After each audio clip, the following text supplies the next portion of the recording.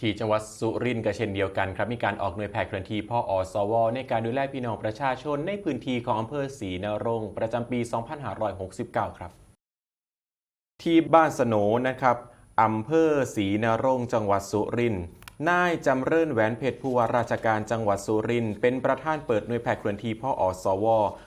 จังหวัดสุรินทร์ประจำปีงบประมาณ 2569 โดยมีนางชมัยพรแหวนเพชรนายกเหล่ากาชาดจังหวัดสุรินทร์พร้อมด้วยหัวหน้าส่วนราชการผู้บริหารองค์กรปกครองส่วนท้องถิ่นกำนันผู้ใหญ่บ้านและสมาชิกหน่วยแพทย์เคลื่อนที่พอสวเข้าร่วมสำหรับการออกหน่วยเคลื่อนนี้นะครับมีบริการตรวจรักษาโรคทั่วไปทันตกรรมและแพทย์แผนไทยให้ประชาชนเข้ารับบริการโดยบ่เสียค่าใช้จ่ายโดยมูลนิธิแพทย์อาสาสมเด็จพระศรีนครินทราบรมราชชนนีจัดตั้งขึ้นตามพระราช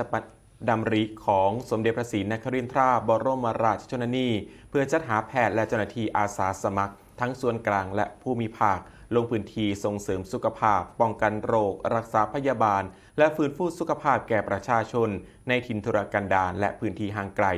ให้เข้าถึงบริการทางการแพทย์ได้บ่สะดวกปัจจุบันมีสมเด็จพระเจ้าน้องนางเธอเจ้าฟ้าจุฬาภรณ์วลัยลักษณ์อัครราชกุมารีเป็นประธานของการดูแลกิจกรรมนี้ครับ